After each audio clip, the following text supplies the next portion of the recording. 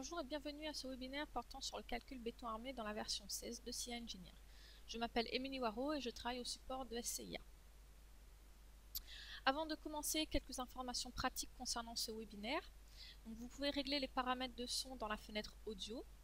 N'hésitez pas à poser des questions durant ce webinaire et nous prendrons le temps d'y répondre à la fin de la session.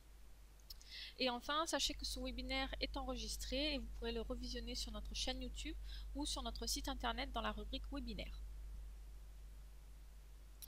L'objectif de cette présentation est de vous donner un aperçu du nouveau dimensionnement béton armé pour les barres. Donc, je vais vous présenter notamment les paramètres du calcul. On verra plus en particulier ceux pour le dimensionnement des poteaux, comme par exemple les longueurs de flambement et les lancements. Et enfin, de manière générale, on terminera par le calcul des armatures et le contrôle béton armé à l'ELU et l'ELS. Pour commencer, voici ce que contient SCIA Engineer 16 en termes de dimensionnement béton. Le calcul se fait à l'Eurocode 2, donc pour les poutres, poteaux et les nervures de dalle. Et l'ensemble des contrôles donc à l'ELU et l'ELS sont implémentés, donc comme par exemple les contrôles d'interaction des efforts internes, la limitation des contraintes et des fissures et le contrôle de la flèche. Donc, quelques précisions concernant le dimensionnement des barres. Vous pouvez dimensionner des sections de forme quelconque, donc aussi bien des sections rectangulaires que circulaires, des sections par exemple ovales ou des sections vraiment de géométrie quelconque, donc par exemple des hexagones, etc. Donc SCIA Engineer tiendra compte de l'ensemble des efforts pour la conception.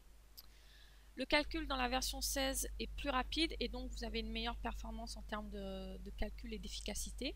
Donc par exemple, on a comparé la rapidité de calcul du nouveau béton avec l'ancienne solution et donc vous pouvez clairement voir que le nouveau calcul béton armé est beaucoup plus rapide.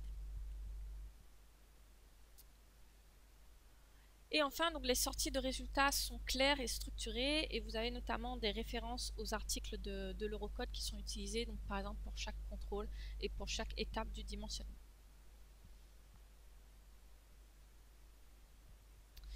Le menu béton est maintenant organisé selon une logique de dimensionnement qui va de haut en bas. Donc vous avez d'abord les paramètres de calcul, donc soit généraux, soit pour des éléments particuliers. Vous pouvez ensuite donc calculer le ferraillage nécessaire et vous avez à la suite les fonctionnalités pour insérer les armatures réelles si vous le souhaitez. Et enfin, donc, vous terminez par les différents contrôles donc à l'ELU et l'ELS.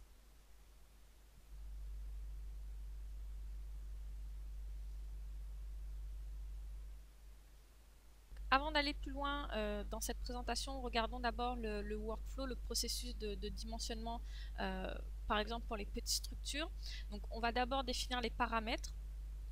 On calculera ensuite donc les sections d'armature nécessaires et finalement on peut sortir une note de calcul et des images des sections d'armature requises.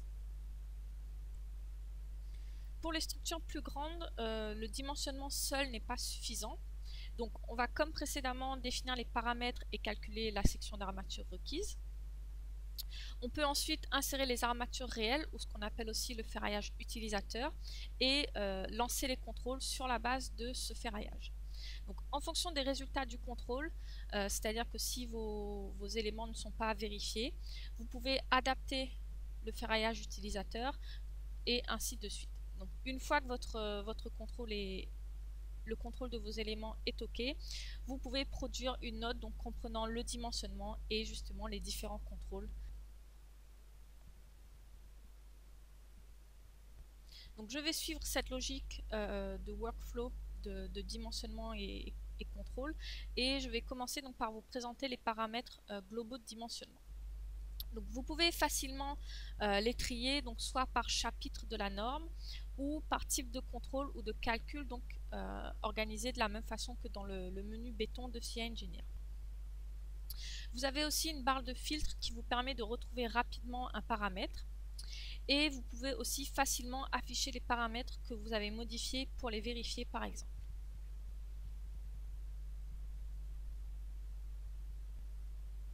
Vous pouvez aussi simplement changer l'affichage des paramètres donc entre un mode standard et avancé pour avoir plus d'options de calcul et de paramètres par exemple. Chaque paramètre est clairement défini, vous pouvez donc savoir à quoi il correspond donc grâce aux explications et aux images qui sont associées à chacun de ces paramètres.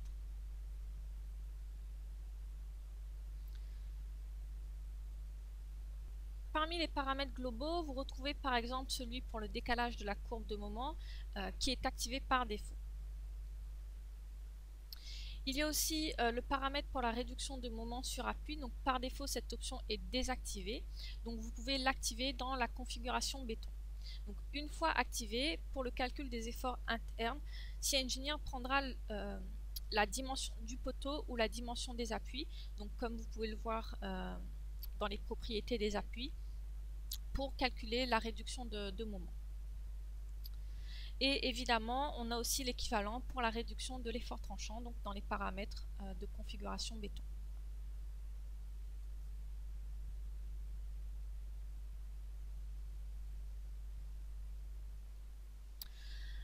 Pour certains éléments du projet, il est aussi possible donc de modifier les paramètres de calcul grâce aux données d'éléments 1D. Donc ces données vont écraser les paramètres globaux que je viens de vous présenter car ils sont prioritaires. Donc en fonction du type d'élément auquel vous allez attribuer ces données, donc que ce soit poutre, poteau ou une nervure, les paramètres qui seront disponibles varieront. Donc ces données d'éléments 1D peuvent être aussi facilement copiées d'une barre à une autre.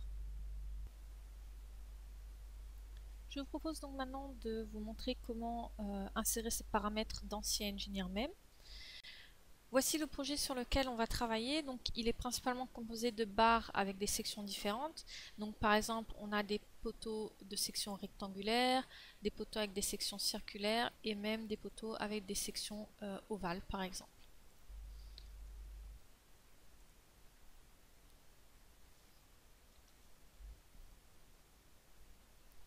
Dans le menu béton 15, vous retrouvez l'arborescence que je vous ai présentée et les paramètres qu'on a vus. Dans configuration, vous retrouvez l'ensemble des paramètres globaux valides pour tout le projet.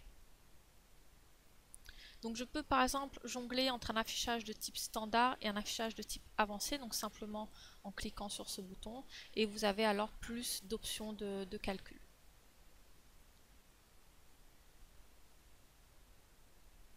En cliquant par exemple sur un paramètre en particulier, avec cette flèche, vous avez la possibilité d'afficher les explications pour savoir à quoi correspond ce paramètre et qu'est-ce qu'il fait. Je vais réduire la fenêtre des explications. Donc aussi, avec le bouton Vue, on peut choisir donc un affichage selon les chapitres de la norme, comme ceci, ou un affichage donc par commande contrôle, donc selon le menu béton. Et c'est cet affichage qui est par défaut. Je vais réduire les onglets pour vous montrer l'organisation par commande.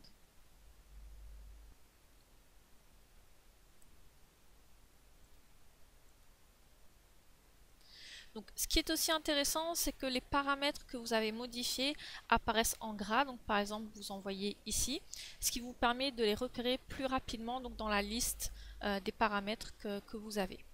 Donc, vous pouvez aussi plus facilement les retrouver en sélectionnant afficher seulement les éléments modifiés qui isolent alors les paramètres que vous avez modifiés vous-même. Si vous souhaitez revenir aux paramètres par défaut, vous avez directement un bouton défaut qui vous permet de réinitialiser donc l'ensemble des paramètres.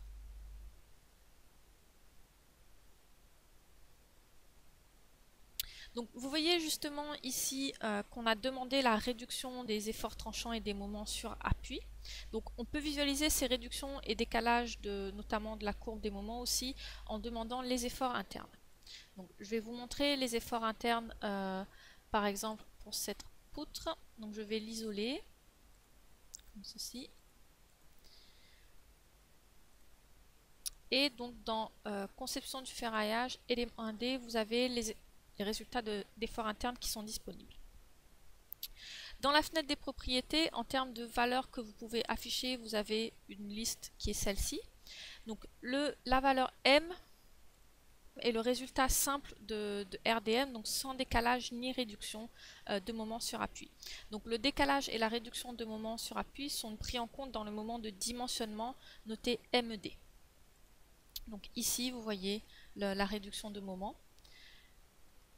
Vous pouvez aussi afficher les deux moments, donc M et MED, pour voir la superposition et pour mieux voir la différence entre les deux.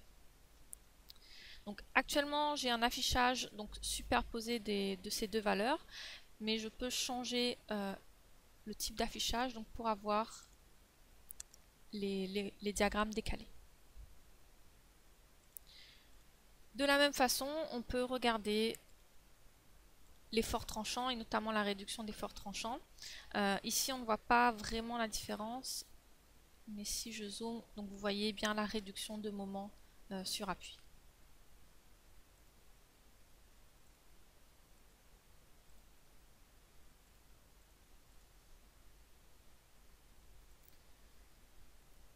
Donc à la suite des paramètres globaux, vous avez donc les paramètres spécifiques par élément. Donc par exemple, si je veux modifier les paramètres de calcul pour ce poteau par exemple, je vais insérer des données d'éléments 1D sur ce poteau. Donc la liste des paramètres est quasiment la même que celle qu'on vient de voir dans la configuration générale. Et donc par exemple, ce qu'on peut faire, on peut changer le diamètre de base pour le calcul des armatures. Donc par défaut, c'est un diamètre de 16 mm. Et pour ce poteau en particulier, on peut dire au logiciel de travailler avec des FI20 par exemple. Ok. Et vous avez alors une étiquette qui apparaît et qui correspond à ces données d'éléments 1D.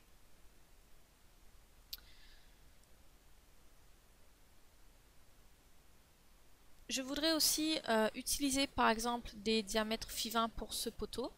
Donc ce que je vais faire, c'est que je peux simplement sélectionner ces données, faire un clic droit pour copier cet attribut et simplement sélectionner ce poteau pour lui affecter aussi ces mêmes données de barre. Je vais revenir à ma présentation.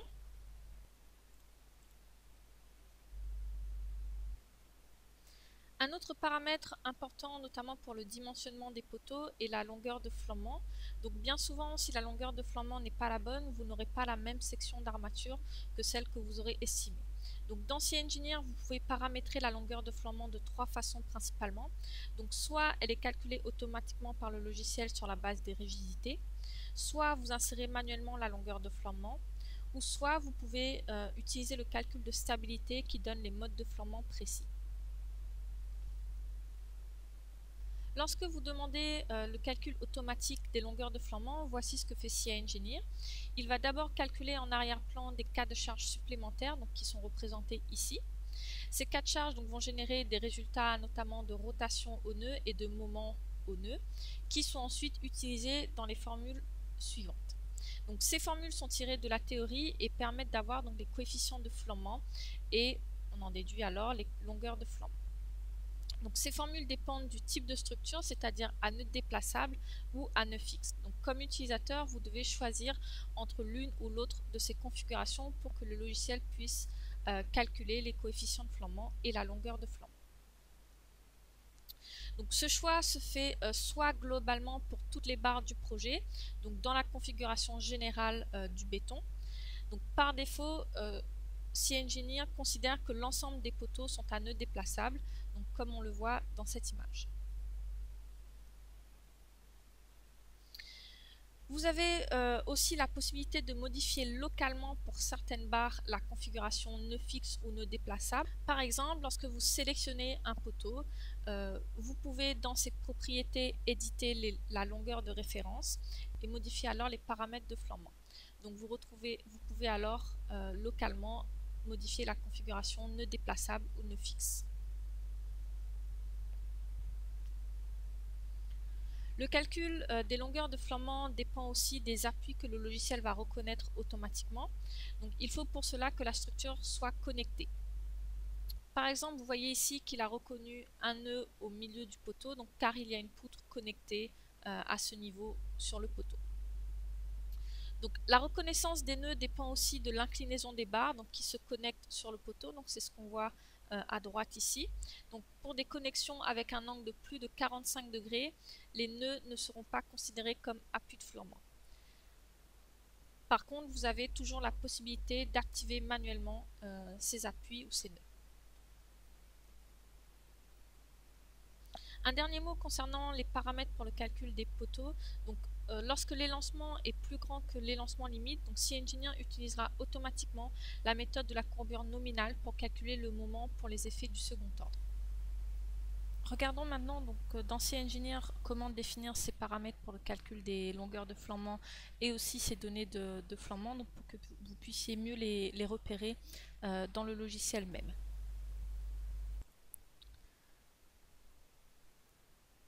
Donc, les paramètres par défaut se trouvent toujours dans le menu configuration béton. Donc, par exemple, si je reviens à une vue normale et que j'utilise la barre de filtre, donc je peux rapidement retrouver les paramètres que je cherche. Donc, par exemple, configuration, voilà, déplaçable. Donc, dans les deux directions, donc Y et Z, donc les nœuds sont déplaçables. Je veux maintenant donc modifier la configuration nœud déplaçable ou fixe, par exemple pour ce poteau en particulier. Donc autour de l'axe YY, c'est-à-dire dans ce plan, la structure est suffisamment rigide pour que par exemple on considère que les nœuds soient fixes.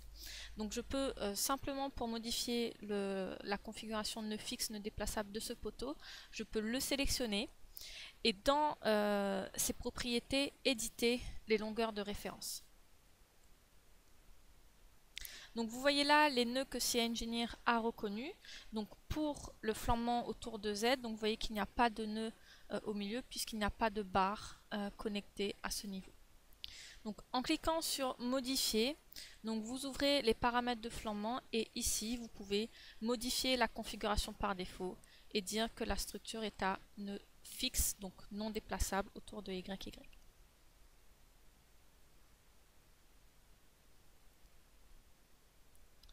Ok, donc je vais fermer cette configuration. Aussi, si vous ne voulez pas prendre en compte cette poutre dans le système de flambement du poteau, vous pouvez aussi facilement visualiser graphiquement le système de flambement du poteau avec cette option, donc introduction graphique de la longueur système. Donc en cliquant, vous avez une fenêtre graphique vous indiquant voilà, le système de flambement du poteau et vous pouvez donc simplement désactiver ou activer les appuis ou les nœuds.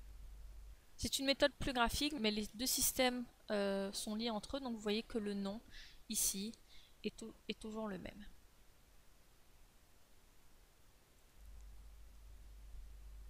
Donc pour finir, je peux aussi mettre le même système de flambement sur ce poteau. Donc je vais simplement le sélectionner et dans les longueurs de flambement lui attribuer le même système que le poteau précédent. On peut aussi, donc, comme je vous le disais, visualiser les propriétés d'élancement des éléments et des poteaux. Dans le menu béton, vous avez la possibilité de regarder les élancements. Donc, on va par exemple regarder l'élancement de ce poteau. Donc, je peux demander la valeur lambda qui est l'élancement. Je peux aussi afficher l'aperçu pour avoir les résultats sous forme de tableau que je vais agrandir.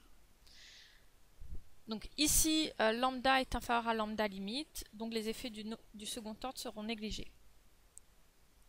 Par contre, si on regarde les élancements pour ce poteau par exemple, que j'affiche à nouveau l'aperçu, uniquement pour cet élément, vous voyez que lambda est supérieur à lambda limite, donc les effets du second ordre seront pris en compte automatiquement pour cet élément par exemple.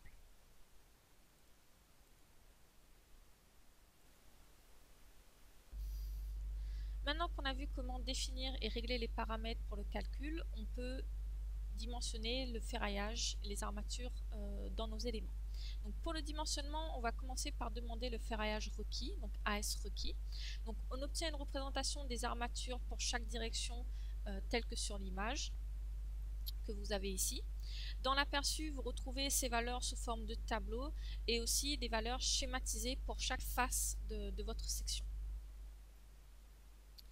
On peut aussi demander AS provision qui correspond à la section d'acier réelle calculée selon les diamètres d'armature donnés dans la configuration béton ou dans les données d'éléments indés.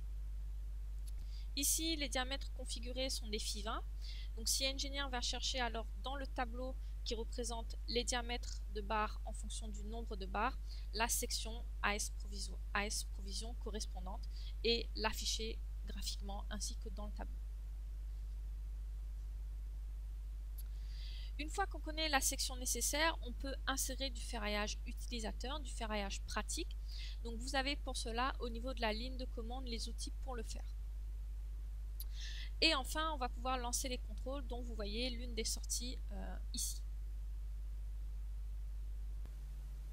Je vous propose donc de mettre en pratique ce dimensionnement et ces contrôles dans CEngineer. Donc, je vais reprendre le projet, je vais un peu changer la vue, sélectionnant ces éléments. Donc, on va demander donc les sections d'armature donc pour toutes les barres. Donc, dans conception du ferraillage, pour l'ensemble des barres, je demande la valeur d'armature requise. Donc, je vais aussi désactiver le rendu et demander l'affichage des sections d'armature.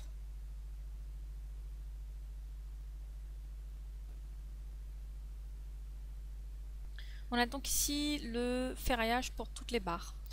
Dans les options d'affichage, vous pouvez directement masquer ou afficher les unités et aussi afficher la position où la section d'armature maximale est nécessaire.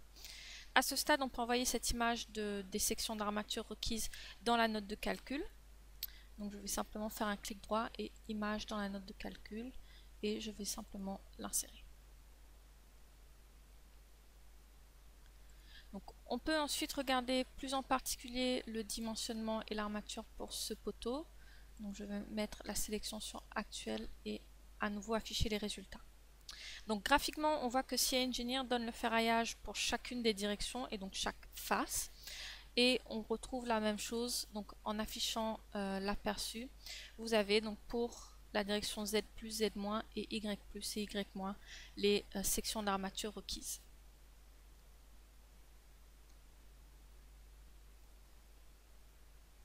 Donc on peut aussi n'afficher qu'une seule direction de ferraillage, donc en sélectionnant cette option et en activant uniquement la face sur laquelle vous souhaitez avoir les armatures. On peut aussi demander ASProv, donc qui est calculé donc en fonction des diamètres qu'on a paramétrés, qui étaient, si vous vous souvenez bien, de phi 20 pour ce poteau. Donc on retrouve de la même façon dans l'aperçu les valeurs d'AS provisoires qui sont ici et qui correspondent donc à ces quantités d'armature ou ces quantités de barres phi 20. On peut aussi avoir une sortie plus détaillée du calcul du ferraillage.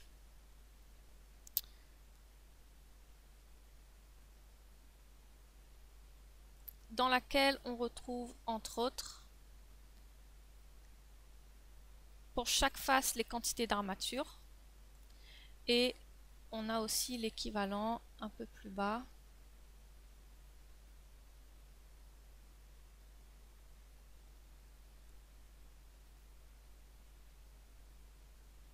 ici de l'équivalent en nombre de barres réelles.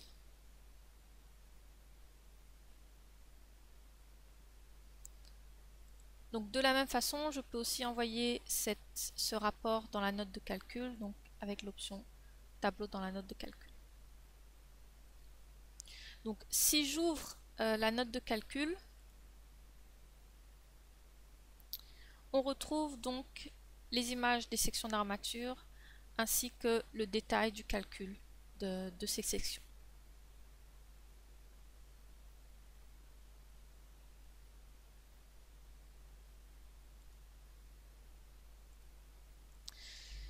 Comme on connaît maintenant les armatures requises pour ce poteau, on peut continuer et insérer donc des armatures dans le projet. Donc vous avez les fonctions pour insérer le ferraillage au niveau de la ligne de commande. qui sont les mêmes que celles que vous retrouvez dans l'onglet Introduction du ferraillage pour les barres, donc qui sont les fonctions suivantes. Donc, parmi ces options, vous pouvez insérer des armatures sur toute la barre, ou vous pouvez insérer uniquement des armatures longitudinales sur un tronçon prédéfini, etc. Donc vous avez, à chaque fois que vous vous positionnez sur une des fonctions, vous avez les explications qui sont affichées. Dans l'exemple ici, je vais ferrailler tout le poteau, donc je vais prendre la première option. On a alors une base de sections type qui s'ouvre, donc vous pouvez les copier et les adapter selon comment vous allez ferrailler votre poteau ou votre poutre par exemple. Donc je vais copier cette section type. Je vais l'appeler poteau 500 par 300, donc en référence à la section du poteau. Et je vais modifier la disposition des armatures. Donc dans cette fenêtre, on peut définir le ferraillage longitudinal. Donc on a déjà ici deux lits d'armature que vous pouvez voir, qui ont chacune des propriétés, donc notamment le diamètre, le nombre de barres, l'enrobage, etc. Donc, je peux d'abord commencer par modifier ces deux lits d'armature. Donc je vais les sélectionner et je vais modifier par exemple le diamètre des armatures pour avoir des FI20.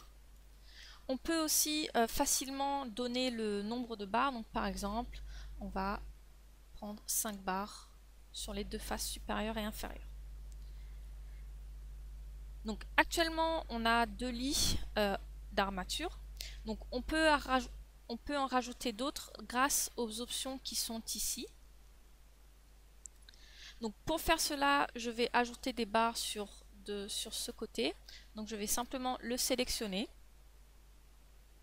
Je vais indiquer le nombre de barres à ajouter. Donc par exemple, on va ajouter 4 barres et le diamètre, donc des FI20. Je vais ensuite cliquer sur Nouveau lit pour ajouter ces barres.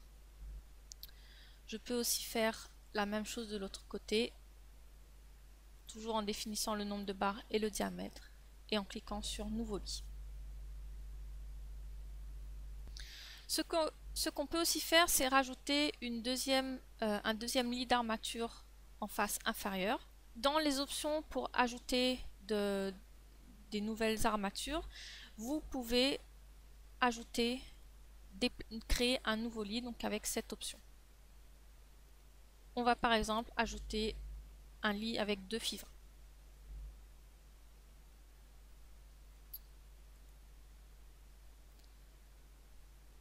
Je vais ensuite modifier les propriétés de ce nouveau lit d'armature donc pour les positionner correctement.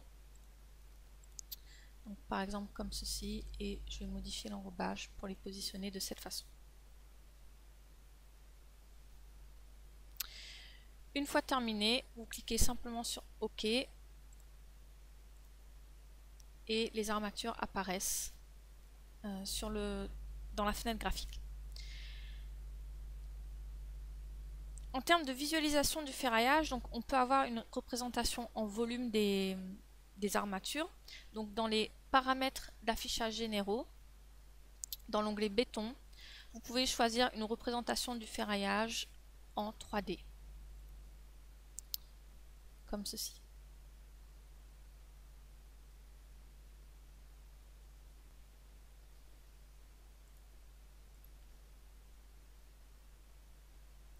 Donc on a défini et inséré les armatures réelles, donc on peut procéder maintenant au contrôle. Donc par exemple, je vais regarder le contrôle en capacité du poteau. Donc je vais sélectionner le poteau. Donc je vais demander le contrôle pour ce poteau pour une combinaison ELU par exemple.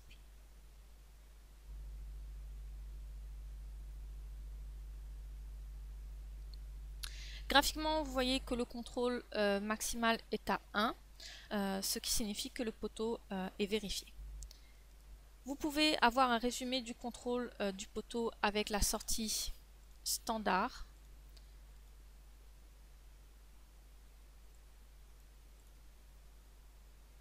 donc qui résume la vérification du poteau. Donc on retrouve notamment un schéma de la section tel qu'on l'a ferraillé et le contrôle maximal du poteau.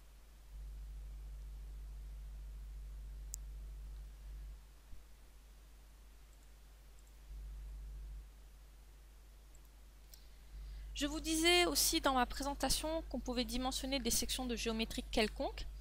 Donc ce n'est pas limité à une section rectangulaire ou circulaire. Donc par exemple dans ce projet on a des sections de forme ovale, donc qu'on peut aussi calculer. Donc par exemple je vais aussi demander le calcul des armatures pour ce poteau. Donc CEngineer calcule le ferraillage donc pour chacune des directions, encore une fois. Je vais revenir à ma présentation pour vous parler d'une fonctionnalité complètement nouvelle depuis la version 16, donc qui est le contrôle en section.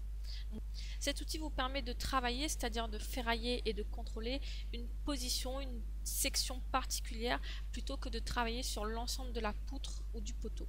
Donc c'est une solution intégrée à CEngineer, ce qui veut dire que vous récupérez directement les efforts internes dans la section que vous étudiez. Les contrôles se font toujours à l'Eurocode évidemment. Vous pouvez récupérer le ferraillage inséré dans CEngineer ou vous pouvez l'insérer uniquement pour la section que vous étudiez dans la fenêtre de l'outil contrôle en section. Donc, et comme toujours, donc, le contrôle de la section peut être exporté vers la note de calcul. Voilà à quoi ressemble cet outil de contrôle en section. Vous avez les fonctions pour définir ou corriger le ferraillage que vous avez déjà inséré. À droite, vous retrouvez le résumé de tous les contrôles. Au centre, vous retrouvez le rapport du contrôle, sachant que vous pouvez donc toujours choisir le niveau de détail, donc avec plus ou moins d'informations dans votre rapport. Et vous avez le bouton d'export vers la note de calcul donc, qui se situe en haut. Je vais donc maintenant vous montrer comment utiliser le contrôle en section. La première étape consiste à sélectionner donc un des contrôles, donc peu importe lequel. On va par exemple prendre le contrôle de diagramme en capacité. Et vous avez donc dans la fenêtre des propriétés le contrôle en section. Donc, je vais demander le contrôle en section, je vais sélectionner l'élément que je veux contrôler. Et vous avez à ce moment un certain nombre de sections sur l'élément que vous pouvez sélectionner et contrôler. Donc, je vais par exemple prendre la section la plus sollicitée qui est celle-ci. Et là s'ouvre la fenêtre que je vous ai présentée. Donc vous pouvez encore modifier les diamètres des armatures ainsi que leur nombre et éventuellement ajouter du ferraillage additionnel. Vous pouvez cocher ou décocher des contrôles supplémentaires et vous avez donc le détail de la combinaison dimensionnante. Et vous avez le détail de la combinaison qui est dimensionnante ainsi que les efforts correspondants.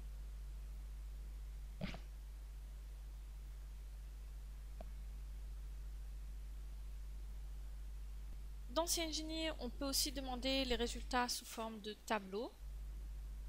Donc que voici.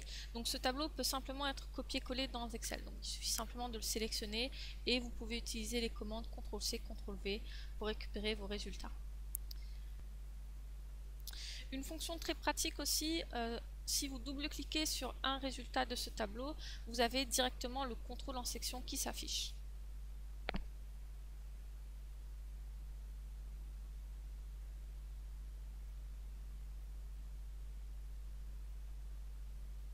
Si on résume le dimensionnement béton armé dans CEngineer, donc c'est un module dont l'utilisation est pratique tout en considérant l'ensemble des efforts et interactions d'efforts pour le calcul, donc ce qui rend cet outil complet. Les paramètres, comme je vous l'ai montré, sont modifiables et ils vous permettent de procéder à une conception plus économique. Donc comme on a pu le voir aussi, les sorties sont claires et transparentes, ce qui vous permet d'avoir un calcul fiable et d'être sûr de ce que fait le logiciel. Et enfin, donc, un des derniers avantages du dimensionnement béton armé est sa rapidité. Pour finir ce webinaire, voici un aperçu des futures fonctionnalités du nouveau menu béton. Donc, notamment, vous aurez la possibilité de demander le ferraillage additionnel pour compléter le ferraillage de base que vous aurez déjà introduit en tant qu'utilisateur. Il y aura aussi la possibilité de dimensionnement à l'ELU, l'ELS, le dimensionnement par la méthode des bandes pour les plaques, les contrôles de déformation et poinçonnement. Vous aurez aussi la possibilité d'avoir la conception automatique du ferraillage et le calcul par groupe de conception. Donc le dimensionnement des surfaces n'a pas encore été officiellement sorti, mais elle est disponible en tant que version bêta testeur. On arrive à la fin de ce webinaire, donc je vous remercie de votre attention et de votre participation.